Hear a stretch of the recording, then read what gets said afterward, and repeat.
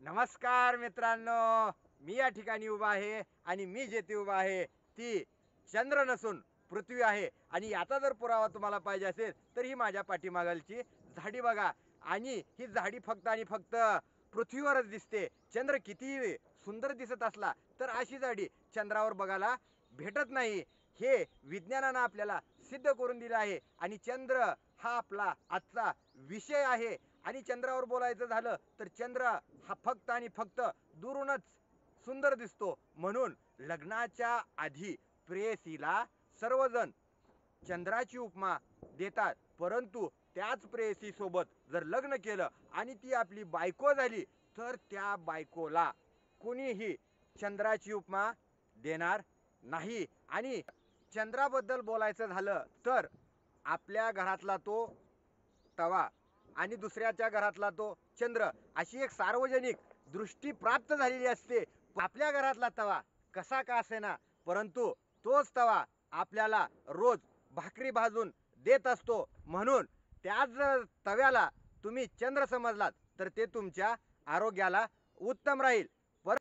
आणि दुसऱ्याच्या घरातल्या तव्याला तुम्ही जर चंद्र म्हणायला गेलात तर तो चंद्र कधी कधी तुम्हाला कानशिलात मारू शकतो. आणि त्याच्यामुळं घरोघरी मातीच्या चुली आणि ह्या चुलीवर जे काय तवे असतात तर ते तवे आपल्याला कधी कधी चटका देतात. आणि आजकाल या तव्यांचे चटके जरा बदललेले आहेत. का बदललेले आहेत? कारण आता दीपावली चालू आहे. आणि ह्या दीपावली चालू असल्यामुळं आपल्या घरातले तवे आता चटके द्यायचं सोडून फटके देतात. मग हे कधी कधी फटाकड्या बनून आपल्या खिशाला फाडून जातात.